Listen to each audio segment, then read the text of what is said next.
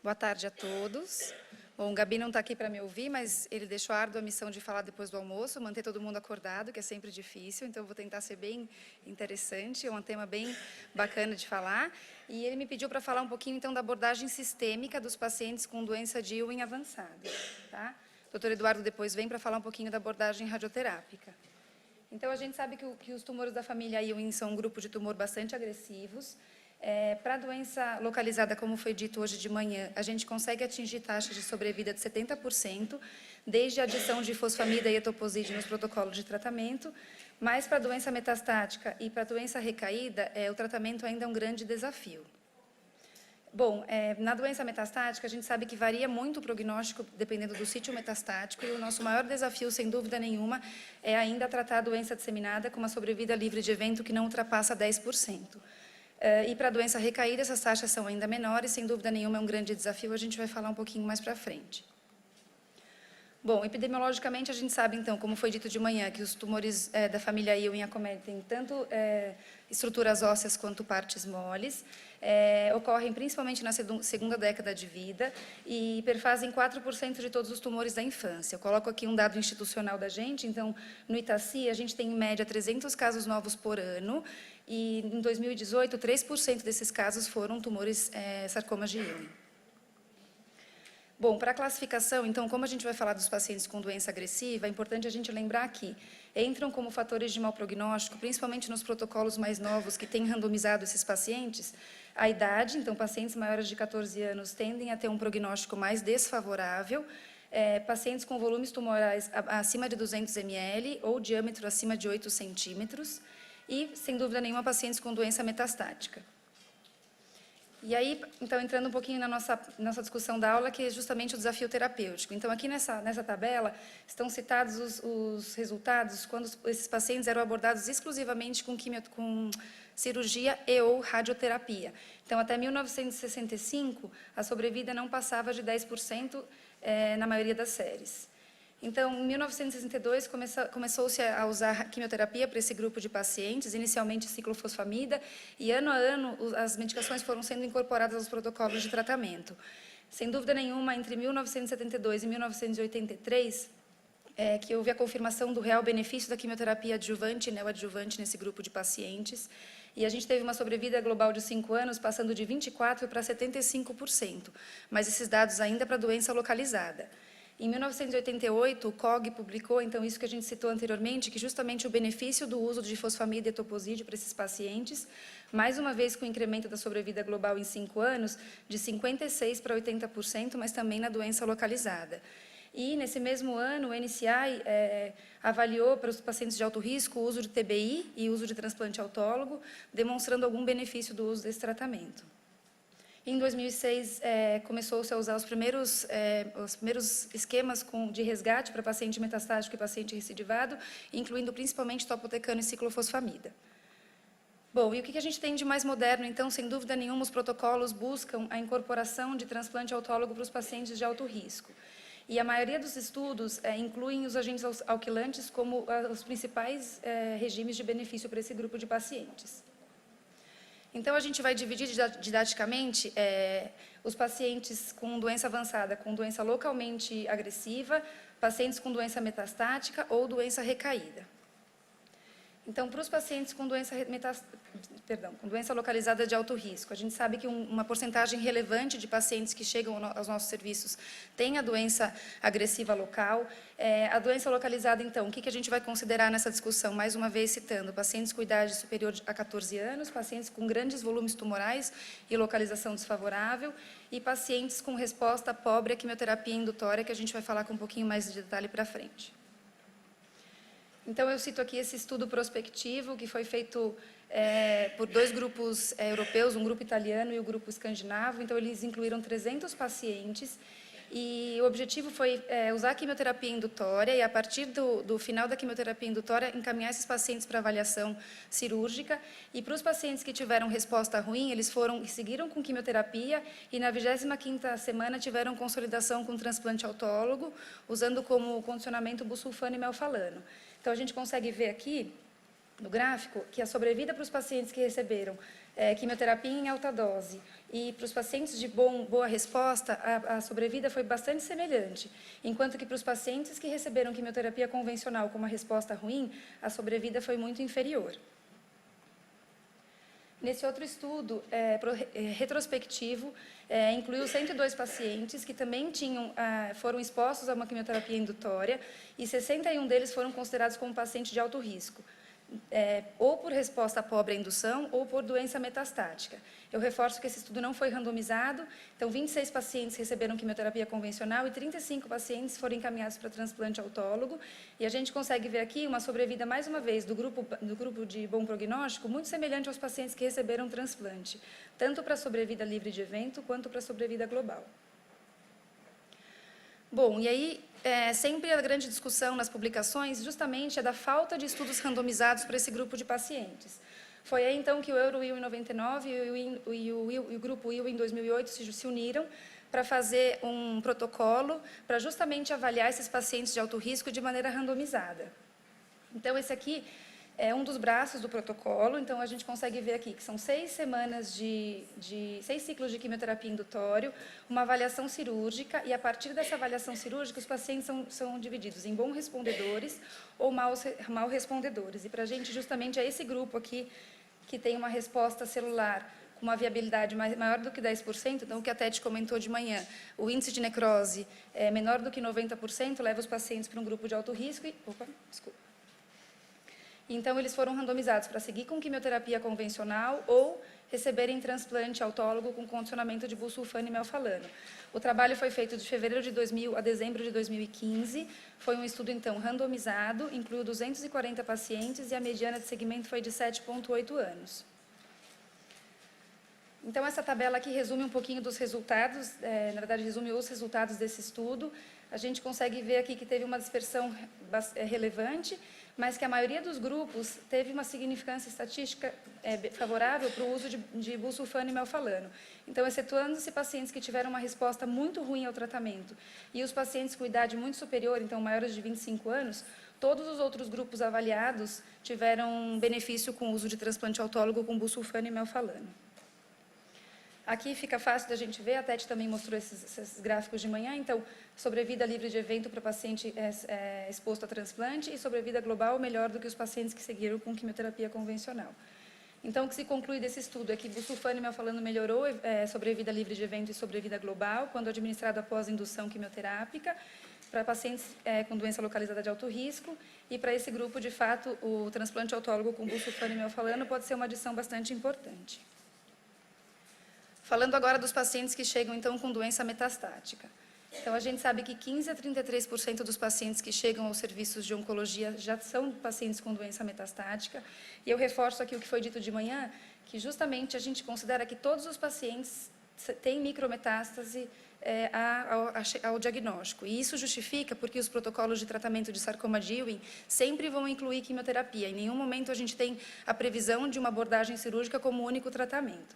Existem várias proteínas e vias promotoras que definem o fenótipo metastático, e a gente sabe da ação de fatores de transcrição que estão relacionados a essa apresentação, e a gente vai falar um pouquinho mais disso para frente. Então, mais uma vez, falando da ifosfamida e toposide, então, foi de fato uma adição importante para os pacientes com doença localizada, mas a adição desses 2 quimioterápicos não teve um impacto tão relevante para os pacientes com doença metastática, e a intensificação com transplante autólogo tem um benefício ainda controverso.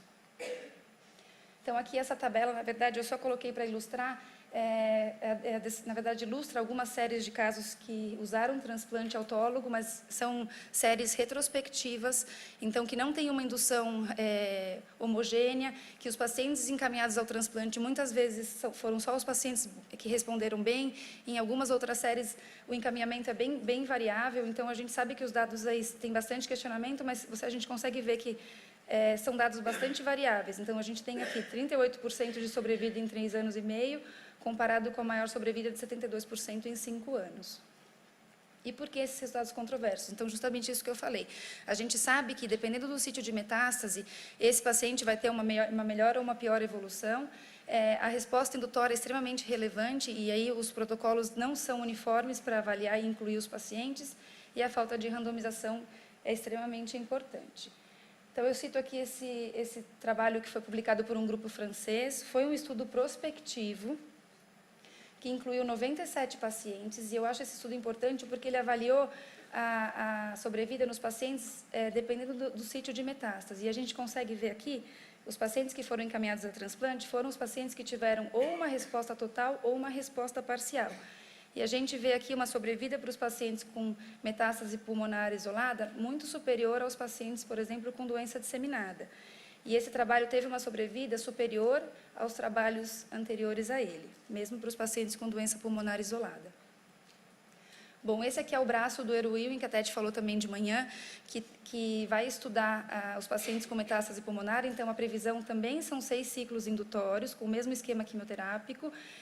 Os pacientes são encaminhados à cirurgia e, então, eles recebem uma randomização para seguir com quimioterapia e radioterapia pulmonar total, ou fazer o transplante autólogo com busulfano e melfalano e radioterapia só do sítio primário.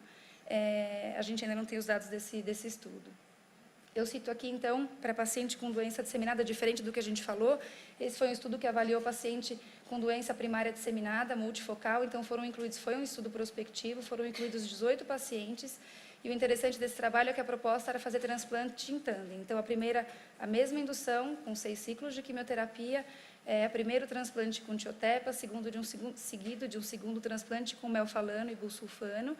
Os resultados, bom, só 13 pacientes, 72% deles conseguiram completar o esquema proposto, e a sobrevida livre de evento em 3 anos foi só de 11%. Então, de fato, o transplante em tandem é factível, mas não melhorou as taxas de sobrevida nesse grupo. Bom, e esse aqui também é o braço que a Tete também falou de manhã, dos pacientes com doença avançada, do Eruilin em 99. Então, mais uma vez, esquema indutório, cirurgia, só que aqui não sofreram randomização. Os pacientes aqui, o médico escolhe se vai seguir para transplante com busulfano e melfalano, transplante com melfalano e etoposide ou estudo fase 2. Então, essa aqui é uma publicação baseada nos dados do Eruilin, foi publicado em 2010, no JCO, foram incluídos 281 pacientes com doença metastática e 169 deles foram conduzidos para transplante autólogo de medula. Então, a média de segmento foi de 3,9 anos e a sobrevida livre de evento foi de 27%, com uma sobrevida global em 3 anos de 34%. Eu ressalto aqui esse grupo de avaliação específica. Então, quando a gente avalia os pacientes que, de fato, responderam à indução e foram, após a boa resposta, encaminhados a transplante, a sobrevida livre de evento melhora bastante para os pacientes com resposta completa, quando comparados aos pacientes com resposta ruim. Bom, então, o transplante autólogo ainda não tem um papel definido na doença metastática. Muitas séries apresentam resultados desencorajadores. A gente sabe dos estudos atuais que buscam novos agentes. Então, assim, eu cito aqui o que a Tete também falou de manhã, o ganitumab, um anticorpo anti-IGF-1 que tem sido usado em alguns protocolos de pesquisa para melhorar o microambiente, tentando melhorar a ação de quimioterapia citotóxica, e a gente vai falar um pouquinho mais dessas drogas para frente. Bom, finalmente, a gente vai falar da doença recaída, que é o grupo de maior agressividade, sem dúvida nenhuma, e maior dificuldade para a gente induzir remissão. Então, a gente sabe que 30% a 40% dos pacientes com tumores da família Ewing recaem durante o tratamento. A sobrevida global em 5 anos após a recorrência vai variar de 10% a 15%. E fatores prognósticos no momento da recorrência são tempo de diagnóstico e recorrência. Então, a gente sabe que 2 anos é um corte de extrema importância, recidiva local isolada ou combinada, resposta a essa quimioterapia indutória proposta e o status clínico do paciente que vai permitir ou não a colocação num protocolo de maior agressividade. Aqui, só de maneira ilustrativa, eu coloco, então, um trabalho que foi publicado em 2011, que avaliou 714 pacientes com doença localizada e doença disseminada. Então, a maioria, de fato, recai antes do 2º ano de segmento, e é importante a gente ver que a maioria deles também recai com doença disseminada. Então, aqui nesse gráfico ao lado, a gente consegue ver pacientes que recaíram antes de 2 anos e pacientes que recaíram de 2 a 3 anos de segmento. E aqui o local de recaída, então pacientes com recaída combinada e outros sítios de recaída.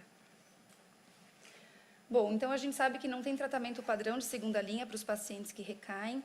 Sem dúvida nenhuma, esses pacientes têm que passar por um tratamento quimioterápico indutório, e aí a gente reforça que cada vez mais se usam nesses pacientes inibidores de topoisomerase.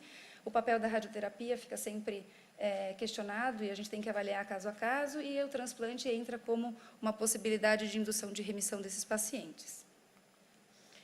Essa tabela aqui só para mostrar para vocês os resultados que a gente tinha antes da inclusão de transplante autólogo para resgate desses pacientes. Então, tem séries com um número bem expressivo, 400 pacientes, 359 pacientes, mas a gente consegue ver que as taxas de recidiva são extremamente altas e a sobrevida desses pacientes é bem limitada. Tem séries que nenhum paciente sobreviveu, e nessa série aqui, por exemplo, só um paciente sobreviveu após a recaída. Bom, então, em muitos estudos, o uso de transplante autólogo resultou em limitação de incremento nas taxas de sobrevida livre de evento, com uma toxicidade bastante relevante. Eu cito aqui esse trabalho que foi publicado em 2007, que evidenciou um secundarismo em pacientes inscritos em um estudo com altas doses de alquilantes e altas doses de antracíclicos, considerando inaceitavelmente alta essa taxa, por volta de 11% em 5 anos de seguimento. Aqui, de maneira ilustrativa, então, só falando um pouquinho do que a gente comentou até agora. Então, aqui, essa linha do tempo resume um pouquinho os ensaios clínicos do COG.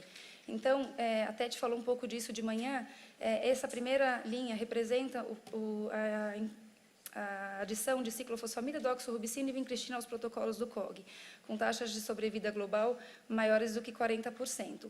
A adição de fosfamida e etoposide foi extremamente relevante, levando essas taxas para mais de 60%, e a intensificação do tratamento. Então, o trabalho que avaliou a melhoria dos resultados com intervalos mais curtos de quimioterapia, propondo diminuir o intervalo de 21 dias para 14 dias, também melhorou as taxas de sobrevida para quase 70%.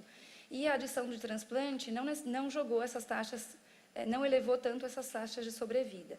Eu reforço aqui que a gente sabe que os critérios de elegibilidade são diferentes, mas é importante a gente pensar nisso e lembrar que a toxicidade possivelmente impacta nesses resultados, além da agressividade dos tumores. Então, mais uma vez, a maioria das publicações para paciente com doença metastática são dados retrospectivos, não randomizados. Então, a maioria dos pacientes que são conduzidos a transplante são pacientes com boa resposta indutória.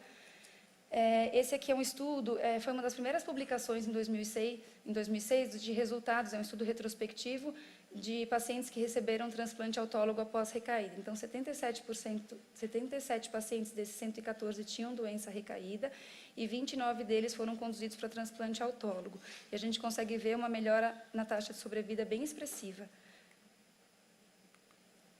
Bom, esse outro trabalho aqui também avalia o papel do transplante autólogo no paciente com doença recaída. Então, foram incluídos pacientes em primeira recaída após o uso de quimioterapia, e o esquema foi o mesmo esquema indutório do EUROWIN em 99. Foi um estudo retrospectivo, então incluiu quase 240 pacientes, 73 foram expostos a transplante autólogo, e a sobrevida em 2 anos para pacientes que receberam quimioterapia convencional foi de 22%, quando comparado com sobrevida muito maior para os pacientes que receberam busulfano e melfalano ou trelsulfan e melfalã, 66%. E aqui eu destaco um dado bastante interessante, que para os pacientes que tiveram recaída precoce, sem dúvida nenhuma, nesse estudo, o transplante autólogo melhorou as taxas de sobrevida livre de evento e sobrevida global. Mas para os pacientes em recaída tardia, essas taxas foram bastante semelhantes. Bom, e o que se tem como consenso, sem dúvida nenhuma, é a necessidade de se desenvolver estratégias que vão além da intensificação de dose ou da introdução de quimioterapia cistotóxica sem resistência cruzada. Vou falar um pouquinho, a Renê falou de manhã sobre a fusão EWS, a translocação EWS FLY1. Então, a gente sabe que esses tumores são classicamente dirigidos por oncoproteínas de fusão associadas a essa translocação do cromossomo 11 com o cromossomo 22, que são oncoproteínas quiméricas que atuam no fator de transcrição aberrante, que desregula a expressão do gene envolvido na oncogênese, e que os tratamentos modernos têm olhado muito para essa fusão como possibilidade de alvo terapêutico. Então, aqui são várias publicações de 2018 e 2017 que justamente incluíram drogas direcionadas para a translocação EWS FLY1. Mais do que isso, a gente sabe que existe, de fato, um olhar especial para essa translocação, mas hoje o que se busca, na verdade, são várias drogas que possam atuar não só na translocação, mas também no microambiente desses tumores e tentando melhorar a atividade citotóxica das drogas, ou drogas que por si só, como, por exemplo, as drogas que têm como alvo as fusões GeniTrack, que buscam atuar nessa fusão e melhorar a sobrevida desses pacientes. A gente acho que vai falar um pouquinho amanhã sobre uma dessas drogas, que é o larotrectinib. Bom, a TET também mostrou essa tabela de manhã, mostrando a quantidade de drogas-alvo que se tem proposto, e aqui reforçando que as principais drogas de todos é o eribulin, as drogas, o ganitumab e, sem dúvida nenhuma, o ginituxin, que a gente tem usado bastante para os pacientes com neuroblastoma. Bom, como considerações finais, então, qual é a melhor opção terapêutica para os pacientes com sarcoma de unha avançado? A gente sabe que a indicação terapêutica vai variar conforme o grupo, então, se esse paciente se encaixa como doença avançada porque ele é localmente agressivo, ou se ele é metastático, ou se ainda ele é um paciente recaído, sem dúvida nenhuma a indicação terapêutica vai mudar. A gente não tem dúvida da necessidade de expor esse paciente à quimioterapia agressiva, e aí qual o melhor grupo de drogas, muitas vezes a gente se questiona.